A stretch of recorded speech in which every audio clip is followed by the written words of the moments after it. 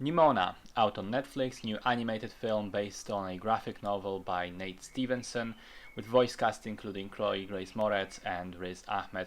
Interestingly, the film almost wasn't made. It was in production at Blue Sky Studios when it was bought out by Disney a couple of years back and quickly shut down.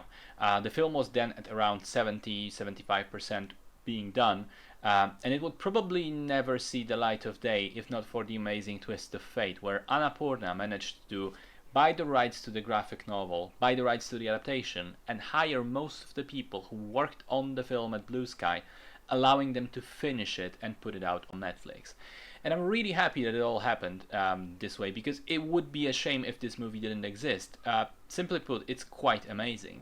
The story takes place in a world that is a mixture of classic sword and sorcery fantasy with futuristic science fiction. At the beginning, we get some exposition about a legendary hero, Gloreth, who once vanquished a terrible monster and saved the kingdom from it.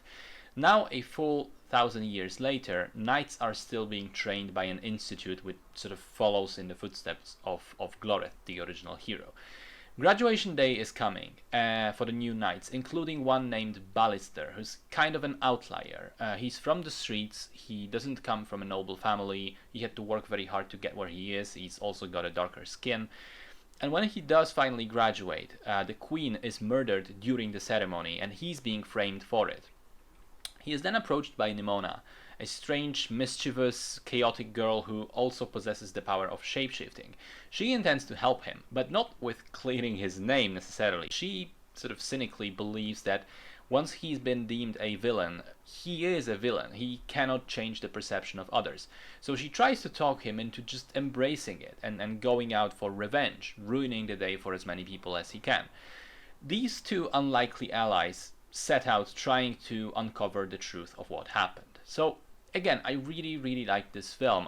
First of all, I enjoyed its pacing and the efficiency in telling its story. There is almost no fat on it, no bullshit and stretched out scenes, no subplots to fill the time. I'm not sure I will be able to explain this very well or very clearly, but often in films, the characters already reach a point where they have a clearly established action plan. They know what they have to do next. But then something happens that makes them take a detour, or a subplot comes in and we spend 10 minutes watching something else, or something else happens. Here there's almost none of that. They want to confront the villain with evidence. That is literally the next scene. They learn new information, they share it immediately. They have a suspicion, they act on it instantly. It's wonderfully refreshing to see that, and that makes the movie feel like it's moving very fast in a good way. Secondly, I also like the themes of the story, which are centered around prejudice, bigotry, xenophobia, judging people unfairly for who they are rather than for what they do.